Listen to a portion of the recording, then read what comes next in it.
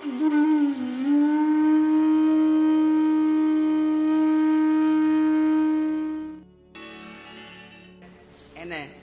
સગડી ઉપર તળવામાં આવે. અમે લોકો એ રીતે શીખ્યા છીએ, એ જ રીતે આપને પ્રમાણમાં બતાવીએ કે ઘીની કઢાઈમાં અંદર પાતળ પધરાવી દેવામાં આવે.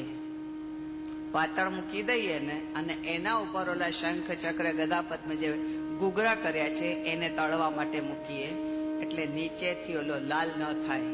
શંખ ચક્ર ગદા પદ્મમાં જો લાલ ચાઠા પડી જાય વધારે શેકાયેલા ના તો ન ચાલે, એટલે નીચે પાતળ હોય ઘીની કઢાઈમાં એના ઉપર ઓલું ઘૂઘરું મૂકવામાં આવે અને પછી ગરમ ગરમ ઘી એના ઉપર રેડીને એને શેકાય છે.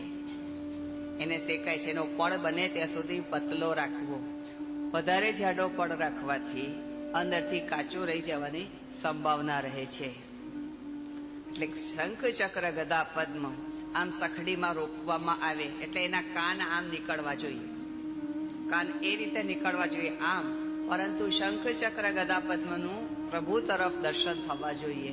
વૈષ્ણવને દર્શન થાય એ રીતે નહીં. માટે જયારે એને સિદ્ધ કરવામાં આવે ત્યારે જ એટલી સાવધાની રાખવામાં આવે કે જમણી બાજુ આવશે તો ત્યાં ઠાકોરજીને શું દેખાવું જોઈએ, ડાબી બાજુ આવતું હોય તો ત્યાં શું દેખાવું જોઈએ, અને એક કાન આમ આવે ને એક આમ આવે, એમ જેમ 4 કાન નીકળેલા હોય તે પ્રમાણે એની સજાવટ કરવામાં આવે. એ શંખ ચક્ર ગદા પદ્મ પ્રભુના 4 આયુધ છે. આયુધ એટલે શસ્ત્ર. પ્રભુ શસ્ત્ર ક્યારથી ધરવા લાગ્યા? કેમ કે અહીંયા શ્લોક છે ગુંજા મધુરા, એટલે 4 આયુધ છે. શસ્ત્ર એટલે ઓલા ગદા ચલાવવાની છે, ઠાકોરજીને કઈ ગદાનું યુદ્ધ કરવાનું છે. પ્રભુ કોઈ ભીમ થોડા છે? ભીમે ગદા યુદ્ધ કર્યો હતો એટલે પ્રભુએ નથી કર્યો. કેમ કે અહીંયા આવી જાય છે ગદા, પછી આવે ચક્ર. ચક્ર એ તો મર્યાદા પુરુષોત્તમે ધારણ કર્યું છે. આપણે તો વેણુધારી છીએ, ચક્રધારી વાળા નથી. કૃષ્ણ તો કૃષ્ણ જ છે, પણ કૃષ્ણે ક્યારે ચક્ર ધારણ કર્યો એ સ્વાધ્યાયમાં થયા, અને જે વેણુ ધારણ કર્યું એ પુષ્ટિમાં થયા. એટલે આપણે એ પછી બધા સમજવાના હોય છે. તો અહીંયા ચક્ર ધારણ કર્યું છે. કેમ કે શંખ ચક્ર ગદા અને પદ્મ. શંખ એટલે વિજયનો સંકેત, શંખ એટલે પ્રારંભનો સંકેત. જયારે ઠાકોરજીને જગાડવાના હોય ને ત્યારે પ્રારંભ થાય, સેવા થાય, શંખનાદ. આપણે ત્યાં શંખથી નાદ થાય છે. એ પ્રભુને આપણે જગાડીએ ત્યારે શંખનાદ કરીએ. ચક્ર એ તો શ્રી સ્વામીજીના શ્રીહસ્તનો કંકણ છે, પછી પદ્મ, પદ્મ એટલે કમલ, એ તો શ્રી સ્વામીજીનો મુખચંદ્ર છે. આપના 4 યુથ છે. ભલે આયુધ દેખાય છે, પરંતુ આ 4 યુથ છે. 4 યુથ કયા કાર્ય કરે છે? 4 યુથ કયા કાર્ય કરે છે? કે 4 યુથ સૃષ્ટિ ઉપર આનંદ અને અનુભવની જે રેલી રેલાવે છે એનો અનુભવ, એનો વિજય પતાકાનું કાર્ય કરે છે આ 4 આયુધો. પછી વચમાં એક ગોલ શિખર આવે છે, એ શ્રી સ્વામીજીના ભાવથી આવે. એની પણ જયારે આપણે ગોલ શિખરને કાંગરી કરી દઈએ ત્યાર પછી એની કાંગરીની ઉપર ચોટી કરવામાં આવે છે. એ પણ જેવો મેંદો વાપરતા હોય તેવો મેંદો. શ્રીનાથજીમાં મેંદો નથી વપરાતો. મારી જાણકારી બધી શ્રીનાથજીની, કેમ કે જેની આસક્તિ જેમાં હોય તેનું જ તે વર્ણન કરી શકે. તે શ્રીનાથજીમાં પણ જો કે ઘઉંના લોટની જ 3 ભાગ પાડે. એક ચકલા ઉપર, ચકલા શું કહેવાય? પાટલો. હા, પાટલું વેલણ. હા, એટલે ચકલા ઉપર એને એક ચોટાડે લઈ અને એના ઉપરથી પછી ચોટી શરૂ કરે. એક લાંબી ચોટી થઈ જાય ને ગોલ શિખર ઉપર એને પાછું ચોટાડવામાં આવે. ત્યાર પછી એ ચોટીની અંદર ભાતી ભાતીના ફૂલ, અને વચલો તો ખાલી રહે ને. જુડોના કેમ શિંગાર કરવાના હોય એમ જુડાનો શિંગાર થાય. પ્રભુ કરે કે આપણે પાછા ભેગા થઈએ અને શિખરનો શિંગાર કરતા આપણે શીખવાડો. શંખ ચક્ર ગદા પદ્મ તો આપણે શીખી જઈશું બહુ જલ્દી, પણ જેટલી કલાકારી છે એ વચલો શિખર જે શ્રી સ્વામીજીના ભાવથી આવે છે તેની ચોટી આવે. ચોટીમાં બાતી બાતીના ફૂલ આવે અને આખો જુડો તૈયાર કરવામાં આવે. અને જુડાની પણ કઈ કલાકારી હોય. આપ બી જુઓ તો એમ કહેશો કે ખમા ખમા વારી જાઉં, બલિહારી જાઉં, શું કરી જાઉં એ શિંગાર જોઈને. આપને લાગે કે આ સીધો, ખરેખર આ સીધો જુડો કેવો સુંદર લાગે છે. એ શ્રી સ્વામીજીના મુખારવિંદની શોભા છે. મુખારવિંદની શોભા છે. ચારેય યુથના અધિપતિ, ચારેય યુથના અધિપતિ શ્રી સ્વામિનીજી છે. માટે આપણે ત્યાં અન્નકૂટમાં સખડીના શિખરમાં 4 ગુંજા રોપવામાં આવે. આપણી ગુજરાતી ભાષામાં એને ઘૂઘરા કહીએ, પરંતુ અમારી વ્રજ ભાષામાં એને ગુંજા કહેવાય. પછી પ્રભુ આમ તો સખડી ભોગ ભીતર આવે છે, ક્યારેય કોઈને સખડી ભોગના દર્શન થતા નથી, પરંતુ અન્નકૂટના દિવસે ખુલ્લામાં ભોગ આવે. એ સખડી સરાવવામાં આવતી નથી. ખુલ્લામાં પ્રભુ સખડી ભોગ આરોગે. એમાં સખડીના ઓલા 4 શિખર જોઈએ, 4 ગુંજા જોઈએ. જ્યારે આપણને એ જ મુખ્ય પ્રસાદ છે. એક તો સખડી કણિકા અને શિખરનો પ્રસાદ, એટલે ઓલા 4 ગુંજા અને વચલો ગોલ શિખર, એ તો મુખ્ય છે. આપણે એ પ્રસાદ લેવાનો પણ આગ્રહ રાખવાનો, કારણ કે 4 યુથમાં આપણે લીધું ને તો આપણે 4 યુથમાં આવ્યા. આપ યદિ ગુંજા નથી જાણતા કે નથી લેતા તો મને ખબર નહીં.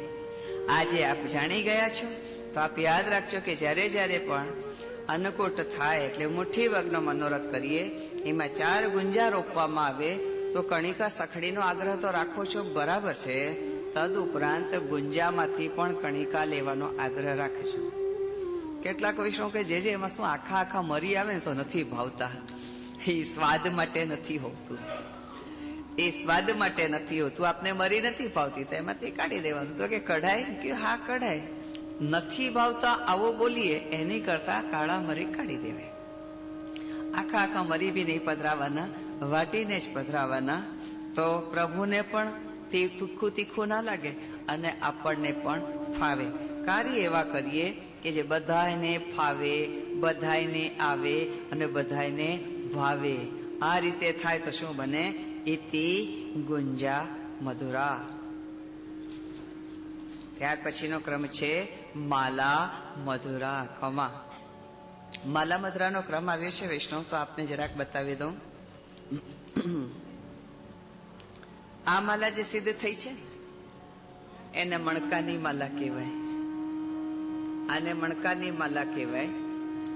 અને ત્યાં જે ધરાવી છે શ્રીજી બાવાને, એમાં કમલની કળી આટલી મોટી હોય, નીચેથી નાની, પછી વચમાં મોટી થતા થતા પાછી નાની થઈ જાય તો એને કમલની કળી, કમલ કી કળી. પછી કમલની કળી નથી, પણ ગમે તે ફૂલને કમલની કળીનો તમે આકાર આપો, રૂપ આપો. આકાર એટલે રૂપ, રૂપ એટલે આકાર આપો.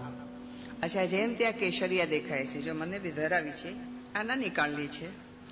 આમાં જે રીતે વાળેલું છે, આ જે ફૂલની માલા છે, આમાં જે રીતે વાળેલું છે, આ જ રીતે